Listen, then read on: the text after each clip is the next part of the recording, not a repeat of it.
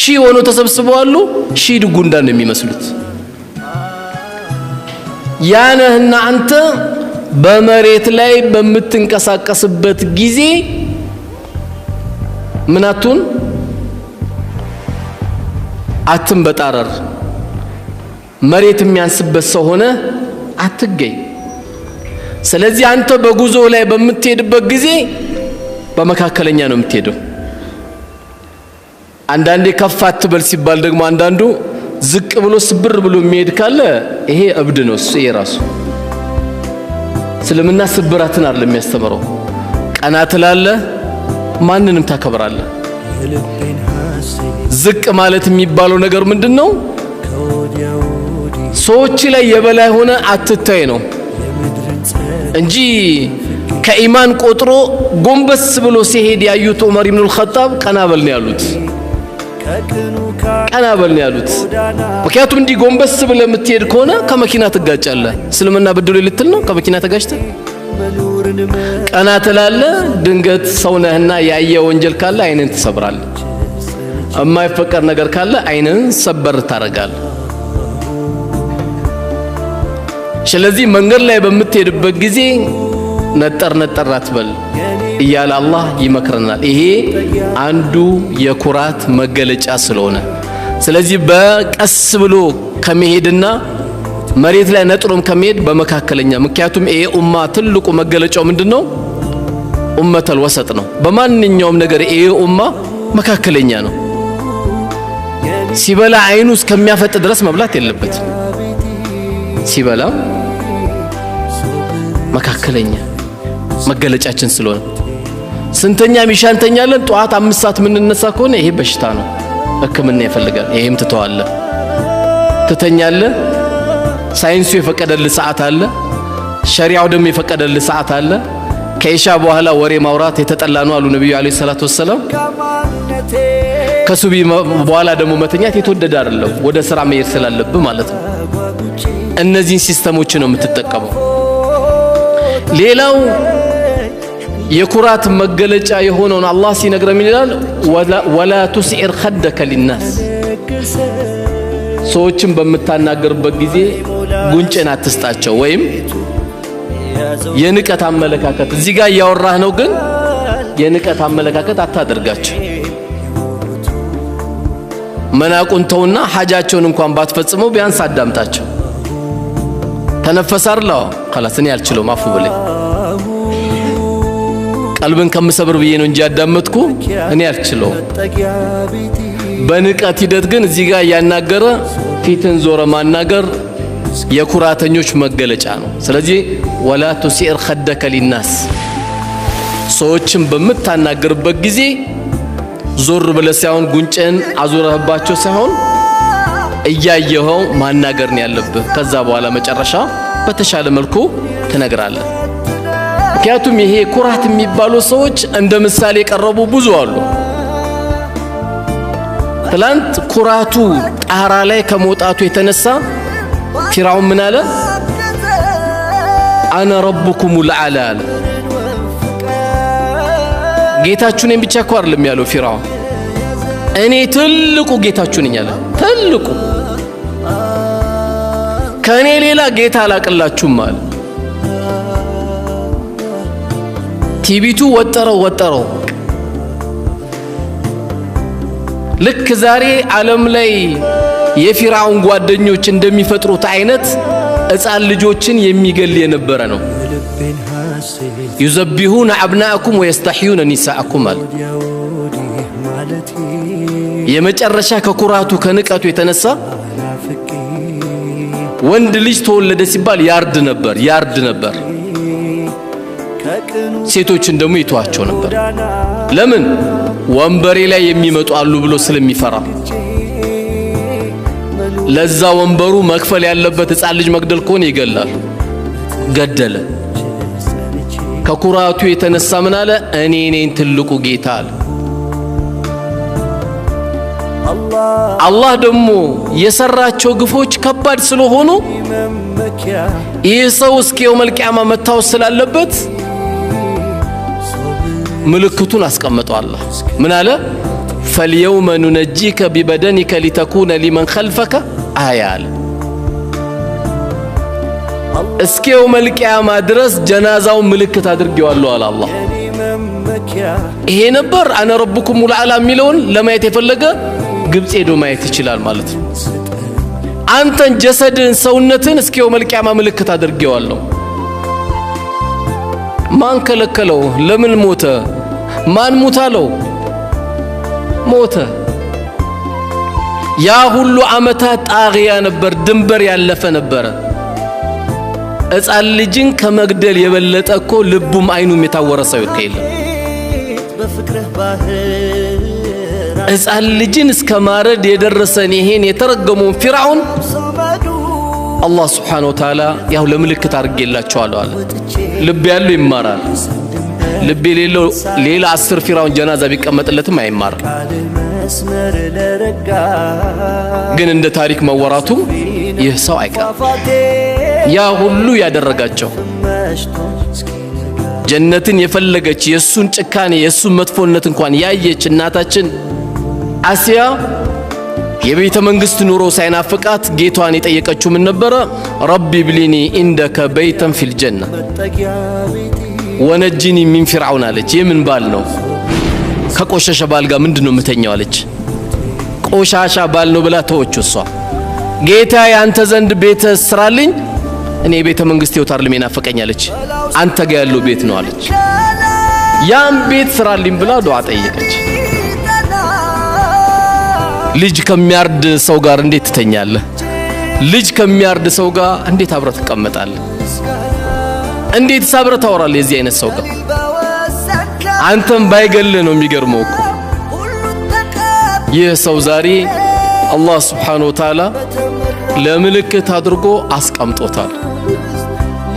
እስኪው መልቂያማ ማንንም ሰው ያያዋል ማለት ነው ልክ እንደ ፊርዓውን ደግሞ በታሪክ የሚታወቀው የምታውቁት ሱረቱል ቀሰስ እንቀራ ያው ሱረቱል ቀሰስ በአብዛኛው ታሪክ የሚያነሳው በቃ ስለ ሙሳ ነው ቁርአን አንዳንዴ እኮ ለሙሳ ነው እንደወረደው እስኪባል ድረስ በአብዛኛው የሙሳ ህይወት በጣም ሰፊ አድርጎ ቁርአን ስለነገረ نحن نقص عليك احسن القصص ብሎም ደግሞ ልክ ሱረቱል ዩሱፍ ላይ እንደነገረ ማለት ነው ሱረቱል ቀሰስ ላይ ሌላ ታሪክ ባለ ታሪክና ጠጋበኛ ኩራተኛ ደግሞ የነበረ አንድ ሰው ነበር ማን ይባላል ቃሩን ይባላል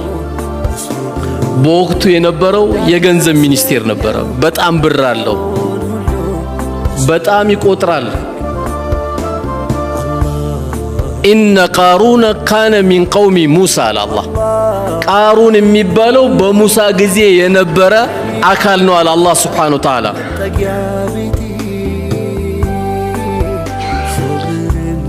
የቃሩን ድንበር ባለፈ ጊዜ በወቅቱ የነበሩት አላህን የሚፈሩት ሰዎች ምን ብለው ይመክሩት ነበር وابتغي فيما اعطاك الله دار الاخره ይሉታል ያንተ ሀብት ያንተ ነው ያንተ መልካም ላንተ ነው ስለዚህ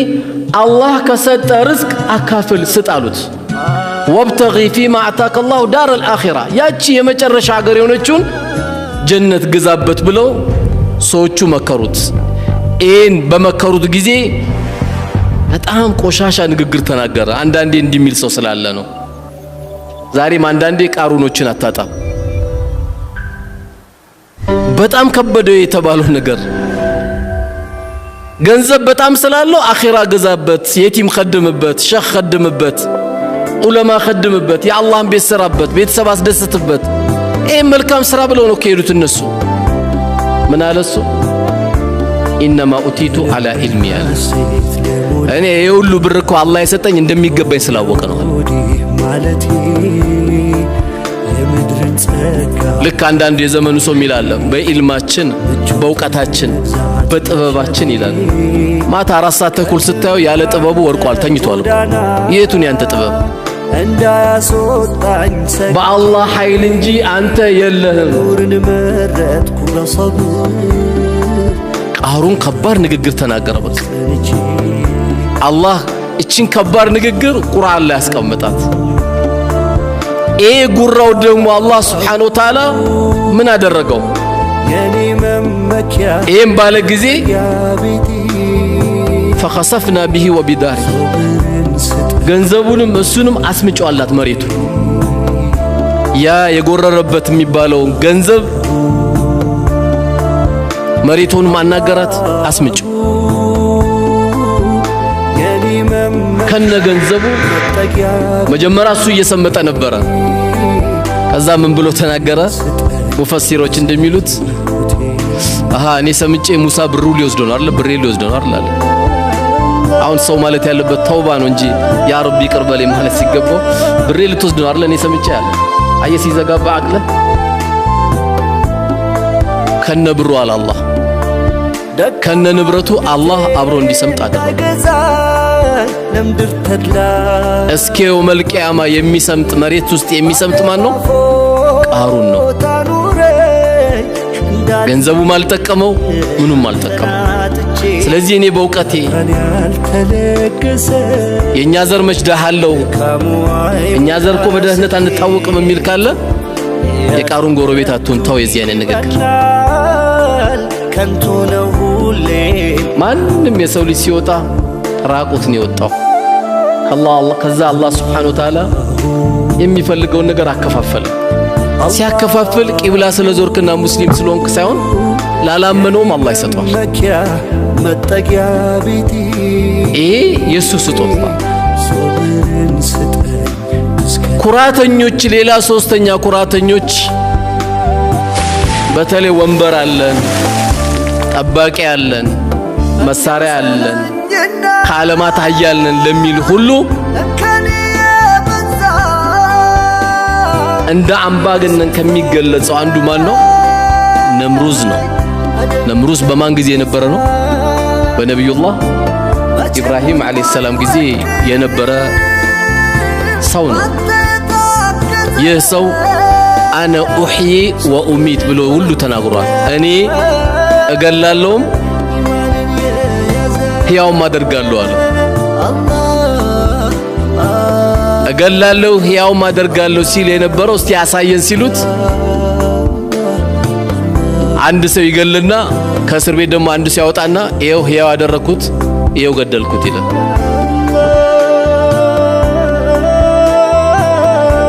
ያ ወንበር ያሰክራል እኮ ይሄ ወንበር ከባድ ነው እንደ ወንበር ምድር ላይ የሚያሰክር ነገር የለም እሱ ለወንበሩ ሲል ወንድሙ መግደል ካለበት ይገላል ለስልጣኑ ሲል ማድረግ የሚገባው ነገር ካለ ሊያደርግ ይችላል ይሄ በጣም ከባድ ነው ይቦት እኛ አስተያየት እንሰጣለን እንጂ የተቀመጡ ሰዎች ነው የሚያውቁት ለዚህ ነው ነብዩ አለይሂ ሰላቱ ወሰለም ስልጣንን ለፈለገ ወንበርን ለፈለገ ሰው አልሰጠውም ነው ያሉት ሰጠውም ማያውቁ በሳቸው ጊዜ እጁን አውጥቶ ምረጡኝ ያለ የለማ አማናውንና ቦታውን ስለሚያውቁት ይደበቃሉ ሰሃቦቹ ብዙን ጊዜ ትልቅ ቦታ የሚመረጠው ሰሃባ የተደበቀ ሰሃባ ነው የሚመረጠው ኩራት ያመጣብህና ብዙ አላስፈላጊ ነገሮች ላይ ተገባል ነምሩዝ እንግዲህ ያላደረገው ግፍ የለም ያልሰራቸው ስራ የለም ግን አላህ ብዙን ጊዜ ትልቅ ነኝ የሚሉ ሰዎች በትንሽ ነገር ነው የሚወስዳቸው ሲወስዳቸው ከዚህ ዱንያ በትንሽ ነምሩዝ የሚገርማችሁ እኔ ገላለሁ አነሳለሁ የሚለው ነምሩዝ አላህ Subhanahu Wa Ta'ala እኮ የቀጣው ባፍንጫው ትንኝን ይላከለት ወኢነ ጁንደና ለሁሙል ጋሊቡን የኛ ወታደሮች ምን ጊዜ ማሸናፊዎች ናቸው ነው የሚለው አላህ ነፋሱ የሱ ፀሐዩ የሱ ዝናቡ የሱ ሁሉ የሱ ነው ያ ሁሉ የነበረው ነምሩዝ ትንኝ ብቻ ላከበት ትንኙ አዚስ ገባች ወታደሮቹ መጥተው አብሽር አይዞ ይሉታል አይዞ አትበሉኝ ጫማ ያመጣችሁ ጭንቅላት የመቱኝ ይላችሁ እንዲወጣ ሊመታችሁ መቱኝ ይላል አላህ ማንም ሰው ከታሪክ ተምሮ እንዲጠነቀቅ ነምሩዝ አንዱ ታሪክ ነው። እነዚህ ሰዎች ሁሉ የት ነው ያሉት ዛሬ? ከአላህ ጋር ተገናኝተዋል። ቢወዱም ባይወዱም ማንም ቢወድም ባይወድም ይገናኛል። ሙእሚንም ሆነ ተቅይም ሆነ ሌላ የማያመልጥም ሆነ ይገናኛል ከጌታችን። ሌላውም ይገናኛል፣ የማይገናኛል። እነዚህ ሰዎች በዚህ ሁኔታ ነው ያለፉት። ስለዚህ እነዚህን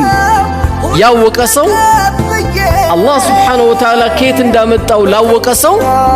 መኩራት የለበትም። ምክንያቱም አላህ ምን ብሎናል? ሚንሃ ኸለቅናኩም ወፊሃ ኑዒዱኩም ወሚንሃ ኑኽሪጁኩም ታረተል ኡኽራ እኮ አለ። ከዛች አፈር ፈጠርናችሁ፣ ወደዛች አፈር እንመልሳችኋለን፣ ከዛች አፈር ደግሞ ለሁለተኛ ጊዜ እንቀሰቅሳችኋለን አለ። ይሄ ነው የሰው ልጅ የሚኮራ ወይ እያለ አላህ እያናገረን ያለ። ኩራት ለአላህ ብቻ ነው። አልዒዙ ኢዛሪ ብሏል አላህ። ልቅና ኩታዬ ናት ብሏል። ኩራት ለአላህ ብቻ የሚሰጠው። ለዚህም ነው ነቢዩ ዓለይሂ ሰላቱ ወሰላም ላ የድኹሉል ጀነተ መን ካነ ፊ ቀልቢሂ ሚስቃለ ዘረቲን ሚነል ኪብር አሉ። በልቡ ላይ የጎመን ዘር ያክል ኩራት ያለበት ሰው ጀነት አይገባም አሉ። ሰሃቦቹ በጣም ተደናገጡና